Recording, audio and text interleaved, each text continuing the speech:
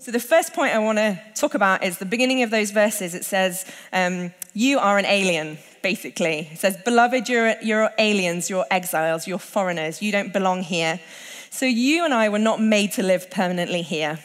This might be a revelation to you, slightly disappointed because you've just spent quite a lot of time doing up our house, but we're not meant to live here permanently.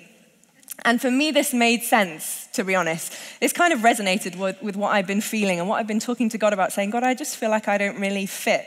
At times I feel like a fish out of water. I'm struggling here. And the temptation when we feel like that sometimes is to dial down who we are, to compromise, to become a little bit more beige, and just to blend in as much as we possibly can, to avoid conflict, to step back, to ramp up that Britishness, which just wants to maintain the status quo. But actually, that's not really what these verses are suggesting that we do.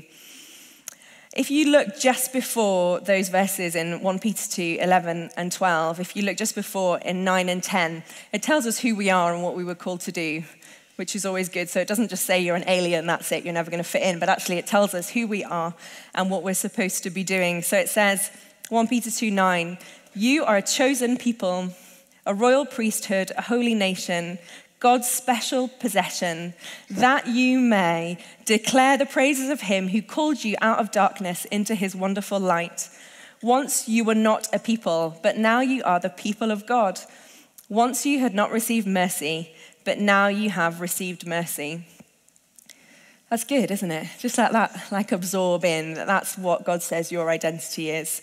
You're a chosen people, you're a royal priesthood, you're a holy nation, you're God's special possession. I love that. You're prized by him, no matter who you are, no matter whether you even know him yet. God sees you and he says, you're this incredible gift that I love and I cherish and I treasure. Think about the most precious thing in the world to you, maybe your children or your cat or I don't know, but just think about it and that's what God says about who you are.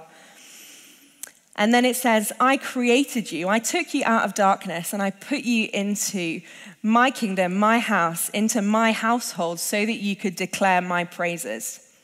That's the purpose of it. That's what we're supposed to do.